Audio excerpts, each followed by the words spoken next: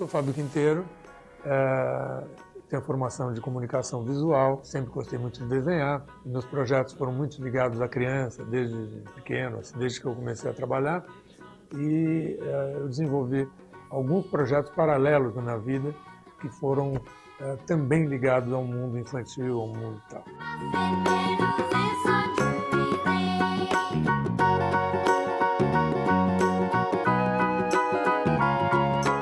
O projeto do livro infantil nasceu numa brincadeira até com a minha filha, porque ela começou a fazer um desenho, ela desenha muito bem, na época ela tinha 7 anos, e ela começou a fazer um desenho de um personagem, uma bruxinha, e deu o nome de Juju. Juju, ou Zuzu, Juju. E aí eu olhei e falei assim, bom filha, toda noite eu conto história para você, então eu vou começar a contar a história da Juju, vamos inventar algumas histórias, porque eu sempre criei as histórias na minha cabeça. Quando uma semana, um mês que eu contava várias histórias diferentes da Juju, ela falou, pai, por que você não faz um livro? Então a ideia nasceu assim de uma brincadeira com ela, e aí eu comecei a desenvolver as histórias e virou um livro com personagens inspirados em pessoas reais. Então estão vários personagens que contracenam com a Juju, que são inspirados em pessoas que existem mesmo.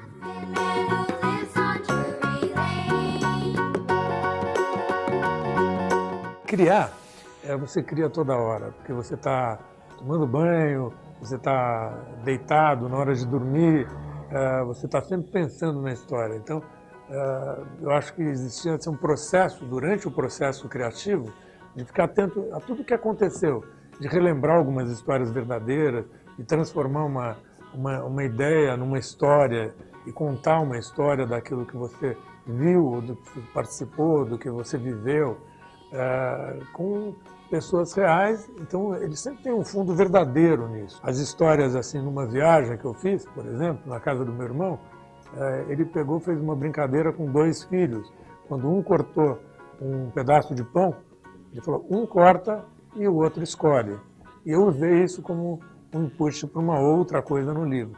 Enfim, a gente tem, da vivência que a gente tem, né, a gente traz para contar uma história. Agora tem o processo criativo do desenho em si, quer dizer, tem a história e tem a ilustração que eu faço desde o início. Criar um personagem, como que ele vai ser, como é que ele se movimenta, como que eu desenvolvi todos os desenhos do livro. Isso já é uma outra coisa, que isso tem um processo bem trabalhoso, mas assim, eu imagino assim, cada página, eu demorei 4 horas para desenhar, por exemplo. Depois da história já está praticamente contada. Então você faz a história primeiro e depois você desenvolve página por página para ilustrar tudo isso que você quer contar.